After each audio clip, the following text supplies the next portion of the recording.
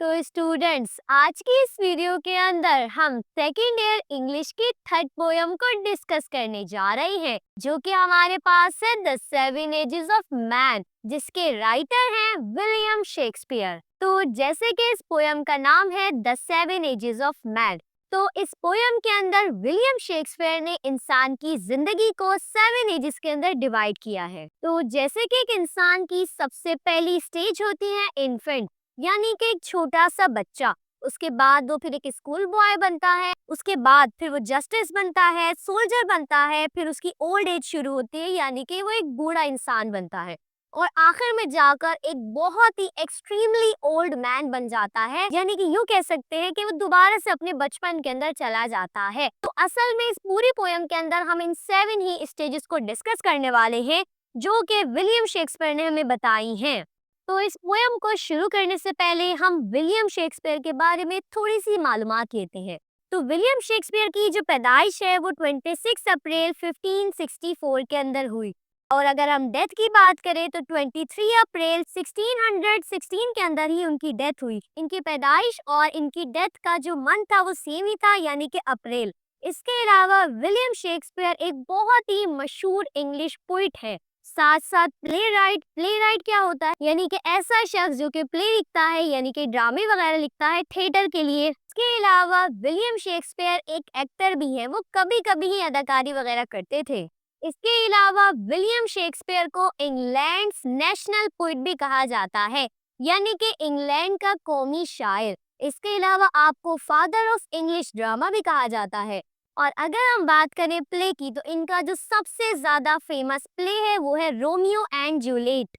अब जरा एक बात जहन नशीन कर ले, विलियम शेक्सपियर का एक प्ले है, यानी कि एक ड्रामा है, जिसका नाम है एज यू लाइक इट। और आज जो हम पोयम पढ़ने जा रहे हैं वो इसी ड्रामे के अंदर से ली गई है, और ये पोयम इस ड्रामे के एक्ट 2 और सीन 7 से ली गई है, जिसका नाम है the seven ages of man. तो आपको पता होना चाहिए कि आज जो आप पोयम पढ़ रहे हैं वो किसी प्ले के अंदर से ली गई है। तो इस पोयम की फर्स्ट लाइन है all the world's a stage. इस पोयम में विलियम शेक्सपियर ने इस पूरे वर्ल्ड को कंपेयर किया है इस स्टेज से, यानी कि इस दुनिया को एक स्टेज से कंपेयर किया है। And all the man and women merrily players, और इसी तरह प्लेयर्स का मतलब होता है खिलाड़ी या फिर एक्टर्स, इसी तरह मैरिली का मतलब होता है महज।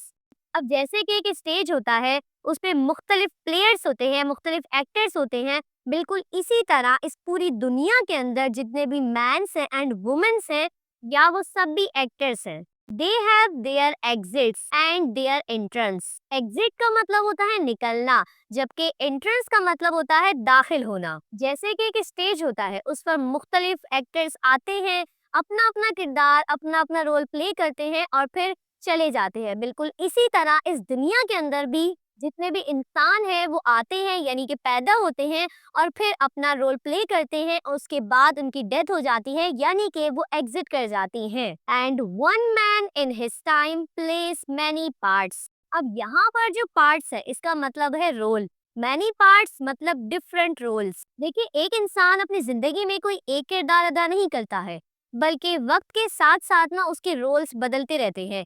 जैसे कि बचपन में वो एक मासूम सा बच्चा होता है, फिर उसकी यूथ शुरू होती है, यानी कि उसकी जवानी शुरू होती है, उसके बाद जाके फिर वो एक मैन बनता है, और उसके बाद उसका बुढ़ापा आता है, और आखिरकार फिर वो अपने बुढ़ापे की भी लास्ट स्टेज तक पहुंच जाता है।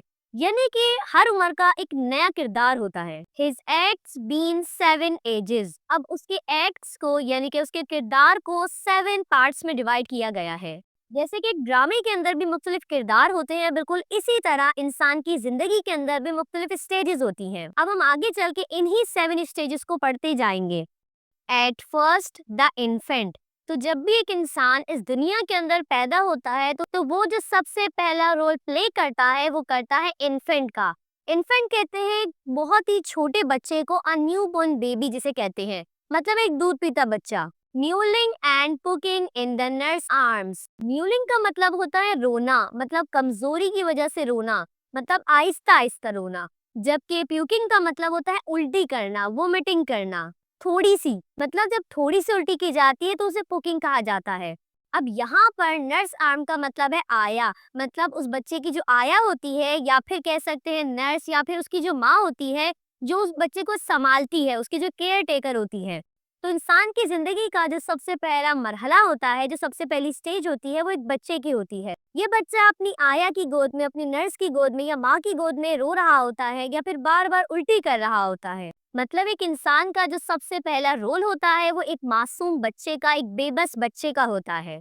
And then the whining schoolboy with his satchel and shining morning face. अब जो उसका सेकंड स्टेज होता है वो एक स्कूल बॉय का होता है। जैसे ही बच्चा थोड़ा बड़ा होता है उसको स्कूल दाखिल करा दिया जाता है, तो सेकंड जो स्टेज है वो एक स्कूल बॉय की है। विनिंग का मतलब होता है उदास, यानी कि शिकायत करने वाला, यानी कि कंप्लेन करने वाला। अब ये जो बच्चा है ये हर किसी से कंप्लेन करता रहता है, अपने पेरेंट्स से, अपने स्कूल टीचर से।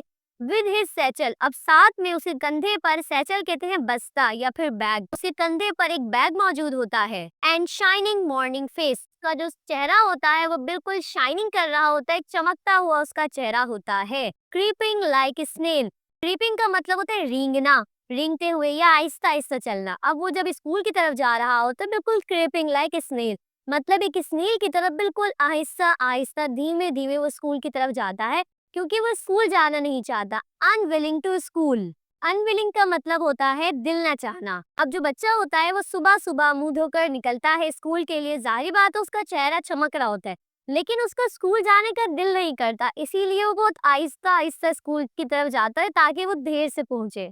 And then the lover sighing like furnace with the woeful ballad. Sign का मतलब होता है आहें भरना, जबकि फर्नेस का मतलब होता है भट्टी या तंदूर। वैफल कहते हैं गमगीन, दुख भरा। बैलेड कहते हैं गीत या नगमा या कोई नज़म है, सॉन्ग वगैरह है, गाना वगैरह है। अब ये जो स्टेज है ये तीसरी स्टेज है। अब ये जो एज होती है ये जवानी की एज होती है, जिसमें इंसान जो है वो बहुत ज्यादा जज्बाती होता है और वो जिससे मोहब्बत करता है उसके लिए आहें भरता है, बिल्कुल ऐसे जैसे कि भट्टी से आग निकलती है। वो उसके लिए दुख भरे गमगीन गमगीन से गाने वगैरह गाता है, शायरी वगैरह करता है, ताकि वो अपनी मोहब्बत का इजहार करे। Made to his mistress eyebrow, mistress का मतलब होता है महबूब हस्ती। अब ये कहा जा रहा है कि इंसान अपनी महबूब हस्ती की हर हर अदा को भी नोट करता है और उस पर भी शायरी करता है। अब जैसे कि एक शेर है, जब उसने पलक झपकी तो लगा, जब उसने पलक झपकी तो लगा, जैसे पूरी कायनात रुक गई हो।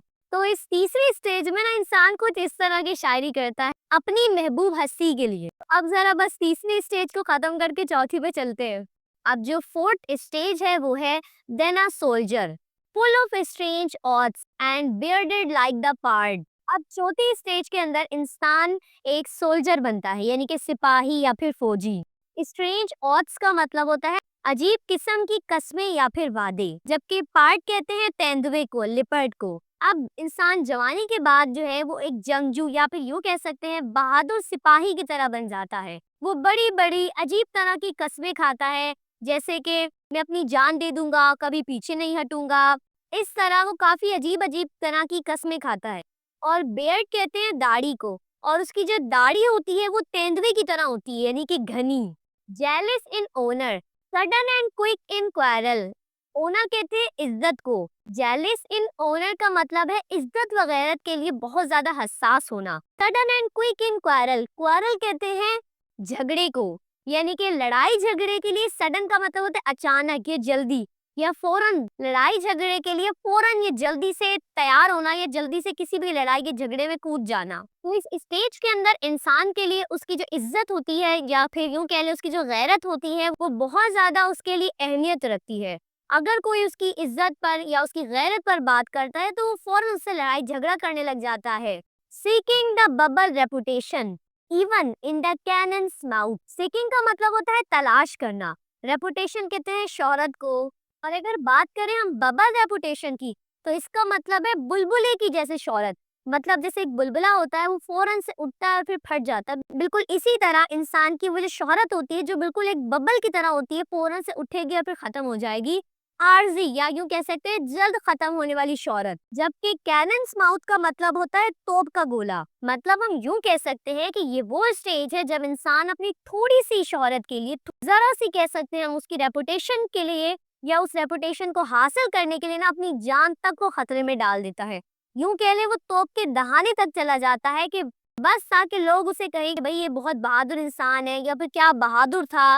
लेकिन ये जो उसकी शोहरत होती है ये बिल्कुल एक बुलबुले की तरह होती है, जल्द खत्म होने वाली। इस स्टेज के अंदर इंसान के लिए उसकी जो रेपुटेशन होती है, उसकी जो शोहरत होती है वो सबसे ज्यादा अहम होती है और वो उसको हासिल करने के लिए कुछ भी कर लेता है। चाहे अपनी जान की बाजी लगानी हो वो अपनी जान की बाजी तक लगा देता है। And then the justice. अब ये जो स्टेज होती है ये होती है काजी या यूं कह सकते हैं जज या इंसाफ करने वाला आदमी। दरमियानी उम्र में संजीदा या फिर अक्लमंद तजर्बाकार इंसान जो दूसरों को इंसाफ देने वाला है। अब ये वो स्टेज शुरू हुई है इंसान की। In fair round belly with good weapon line, with eyes severe and beard of formal cut। Round belly का मतलब होता है उसकी गोल तोंद, और अगर मैं नॉर्मल जबान में कहूँ तो इसका मतलब है भरा हुआ या मोटा पेट। कैपन कहते हैं एक ताजा मोटे मुर्गे को जिसको सर्जिकली ट्रीट किया गया हो, जबकि लाइन का मतलब होता है भरा हुआ यूं या फिर कह सकते हैं भूखा ना रहना।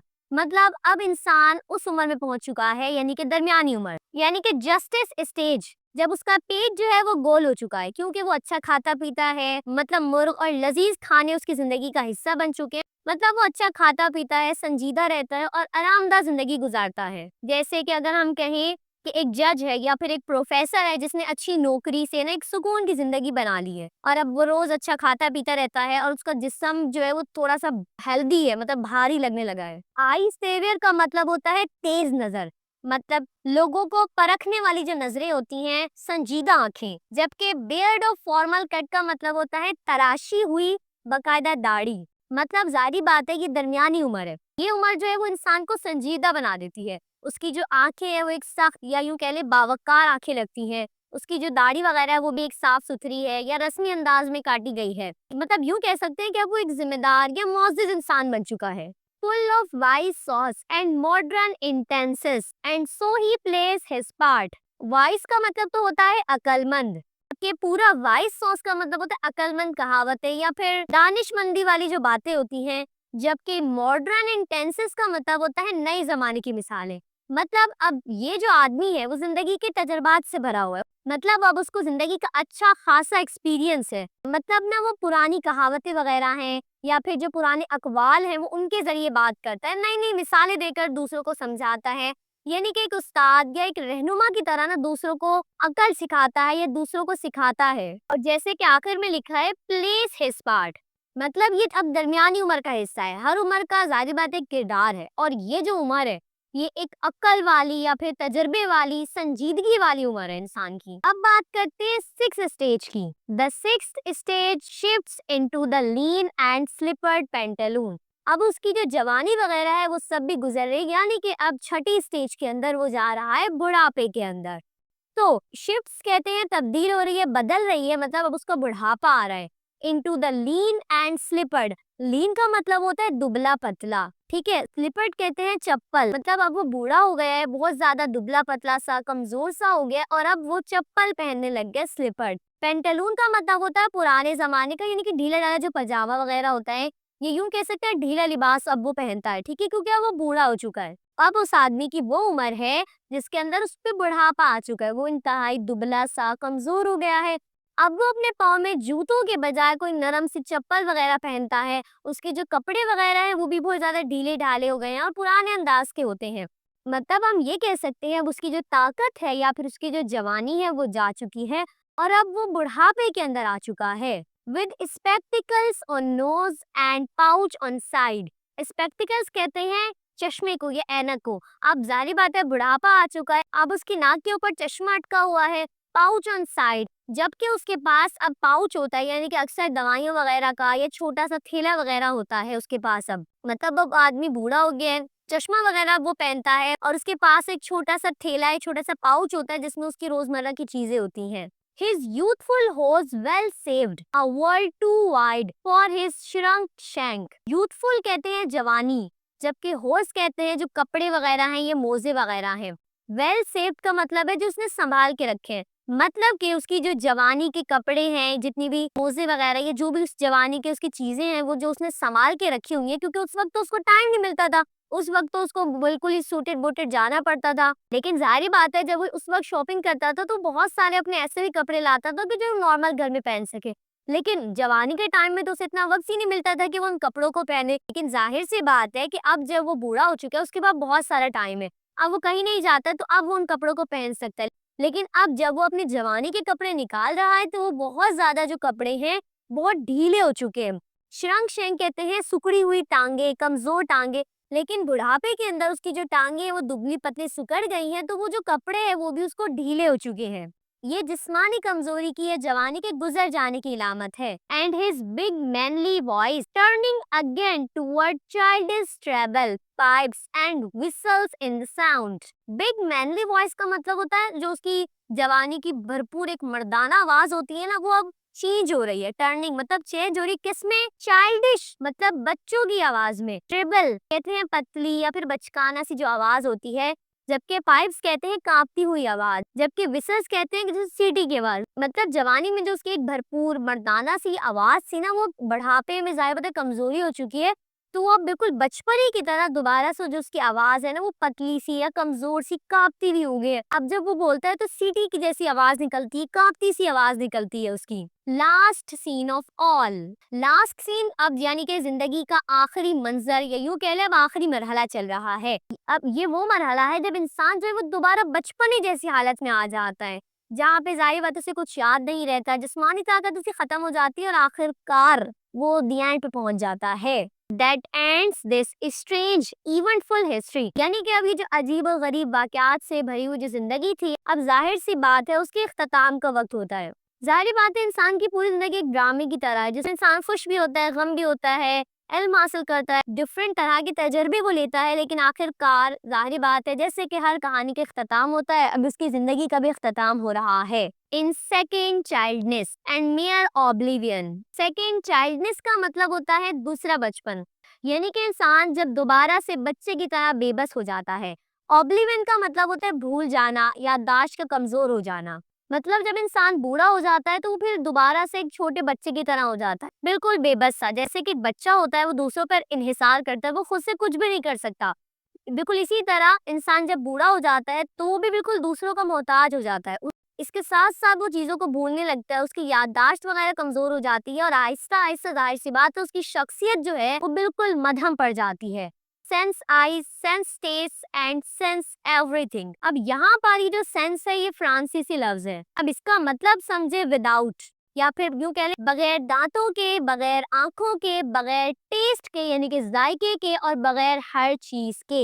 यानी कि ये इंसान की आखिरी कैफियत होती है जब उसके जो दांत हैं वो टूट जाते हैं, जब उसकी आंखों की जो रोशनी है वो खत्म हो जाती है, जब उसके जो टेस्ट बड्स है मतलब उसके खाने की जो लज्जत है वो खत्म हो जाती है। मतलब यूं कह ले हर चीज खत्म हो जाती है, उसकी सेहत, उसकी ताकत, उसकी याददाश्त, यूं कह ले कि सब कुछ खत्म हो जाता है। और यही वो वक्त है जब इंसान जो है वो मुकम्मल तौर पर फना के करीब पहुंच जाता है, बिल्कुल आखिरी वक्त में पहुंच जाता है। यानी कि यूं कह सकते हैं कि अब बिलाखिर उसका दुनिया को अलविदा कहने का वक्त आ चुका है। तो इस पूरी पोयम के अंदर विलियम शेक्सपियर ने हमारी जिंदगी के इन्हीं 7 स्टेजेस का जिक्र किया है और वो बता रहे हैं कि जो इंसान है वो शुरू में और आखिर में बिल्कुल दोनों में ही ना एक बच्चे की तरह कमजोर और बेबस हो जाता है। सो उम्मीद करती हूँ कि ये पूरी की पूरी एक्सप्लेनेशन आपको अच्छे तरीके से समझ में आ गई है। और अब आप लोगों ने मुझे कमेंट करके लाजमी बताना है कि 7 स्टेजेस ऑफ मैन में से आपकी स्टेज कौन सी है।